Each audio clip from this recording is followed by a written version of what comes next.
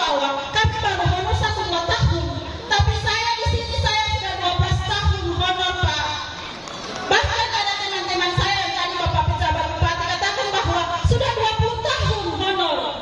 Sedangkan dari 2000 sekian data yang sudah diinput kami dalam sistem itu sudah 600 lebih yang melaksanakan pendataan secara mandiri. Nah, bagi Bapak Ibu yang belum, untuk bantu menyelesaikan permasalahan tenaga ASN pada Kabupaten Maluku Tengah. Yang terhormat Bapak Pejabat Bupati Maluku Tengah, yang terhormat pimpinan OPD Maluku. Nanti baru di apa pertanyaannya ke instansi masing-masing, ya. Nanti kayak kalian punya pimpinan masing-masing, saya hargai. Cuma jangan sampai kalian ada yang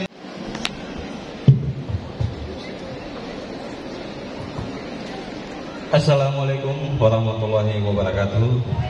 salam sejahtera kita sekalian. Salam. Terima kasih.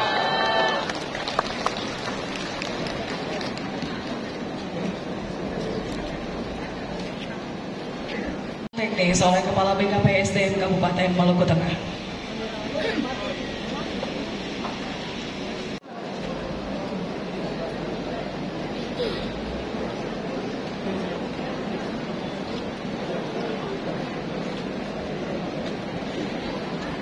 Bahwa kami baru honor 1-2 tahun, tapi saya di sini saya sudah 12 tahun honor, Pak.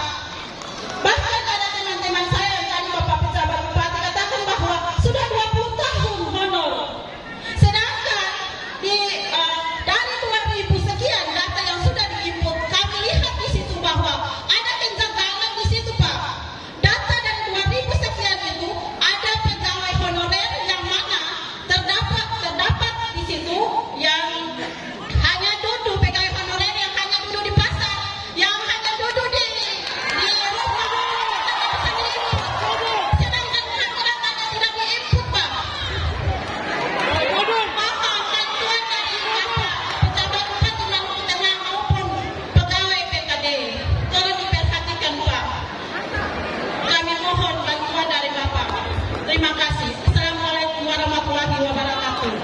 Stasiun Klinik Kaki Aidar SD Negeri 190 Maluku Tengah mewakili teman-teman saya pegawai honorer khususnya pada ruang lingkup pendidikan.